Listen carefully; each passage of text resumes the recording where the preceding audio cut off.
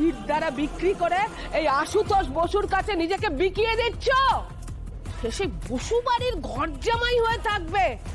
ছে, তোমাকে নিজের নাতি বলে পরিচয় দিতে এবার আমার লজ্জা করছে ঋত্বিক। এই যে ঠিক আপনাদের মতো মানুষেরাই না এই পিতৃতন্ত্রের ধারক ও বাহক। কেন বলুন তো? একটা বিটি বিয়ার পর তার সবকিছু ছেড়ে দিয়ে সারা জীবনের লিগে ওর বরের বাড়িতে গিয়ে থাকবে, আর একটা বেটা গেলেই দোষ, মান সম্মানে কলঙ্ক। হ্যাঁ, আর তার চেয়েও বড় কথা, এটা নিয়ে সওয়াল কইছে কে? একজন মহিলা। সারনাল ঠাম্মি, রুকু দিদি যদি বিয়ার পর এই বাড়িতে মানে আপনাদের বাড়িতে বউ হয়ে থাকতে পারে, তাহলে ঋত্বিক দাও আমাদের বাড়িতে গিয়ে জামাই হয়ে থাকতে পারে, আর ঋত্বিক দাদা এই বসু বাড়িতে সসম্মানে থাকবে। আর এমনিতেও না আপনাদের বাড়ির মতন আমাদের বসু বাড়িতে ওই কোনে পক্ষ বর পক্ষ বলে আলাদা করে কিছু হয় না। ঋত্বিকা, তুমি বলো, তোমার কোনো আপত্তি নাই তো? একদমই না, সব ফালতু ইগো আমার মধ্যে।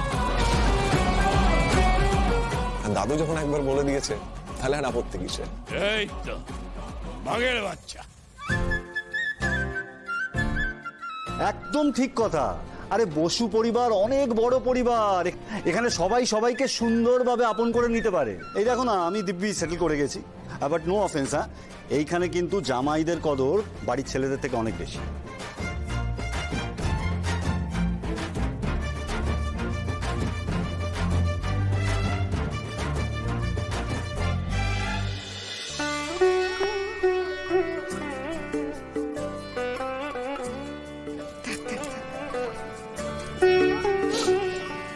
নিজের বাড়িতে বউ করে রেখে তো আদর যত্ন করতে পারলাম না, কিন্তু আমার বিশ্বাস ওই ছেলেটা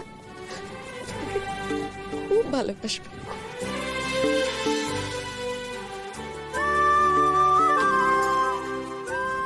কাকিমা, কাকিমা, এবার থেকে আপনার মন খারাপ করলে বসু বাড়িতে এসে আপনার এই বেটা আর বৌমার সঙ্গে সময় কাটাই যাবে। এখন কাঁদবেন না, কেমন? রুকু দিদি, যাও ঠাম্মিকে প্রণাম করো। না, তোমাদের জন্য আশীর্বাদ নয়, অভিশাপ রইল।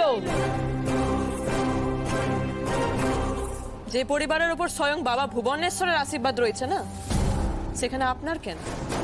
কারোর অভিশাপ কোনোদিনও ফলবে না ঠাম্মি। এইটুকু মেয়ে একবার স্মৃতিবর্তী সিঁদুর দেখবার পর সাদা স্মৃতি দেখে আমার বুকের ভেতরটা হু হু করে উঠত। আজ তো স্মৃতি ভরা সিঁদুর দেখে আমার চোখ দুটো জুড়িয়ে গেল রে দিদি। হ্যাঁ গো, টুটিকে কি সুন্দর মানিয়েছে বলো, সাক্ষাৎ লক্ষ্মী নারায়ণ, তাই না?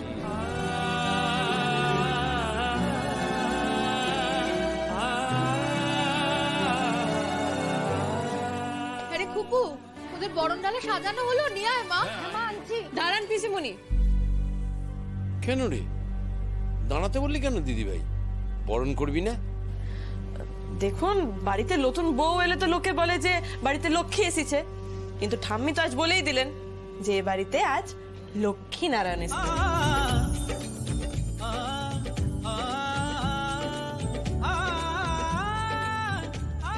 তাই আজ আমরা বউয়ের সঙ্গে সঙ্গে বর বরণ করব।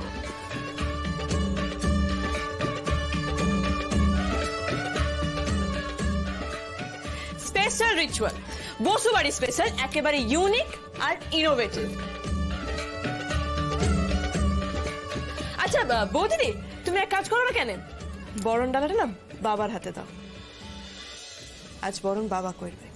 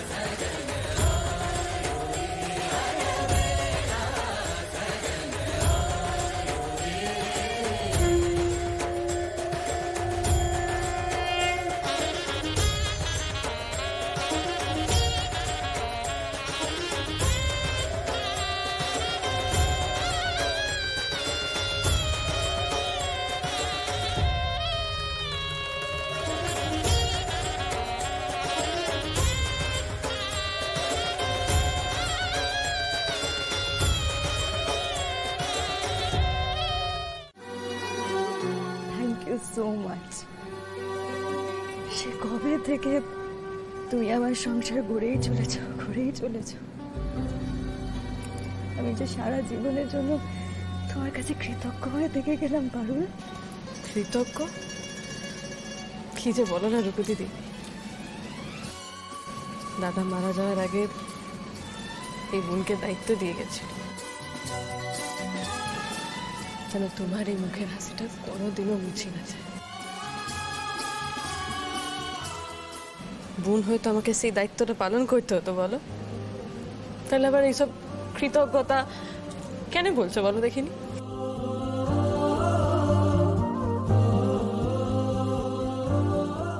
জানো পারুল, তুমি হলে সেই মানুষটা যে কখনো আমার হাত ছাড়েনি। তোমার কাছে যে আমার ঋণের শেষ নেই পারুল।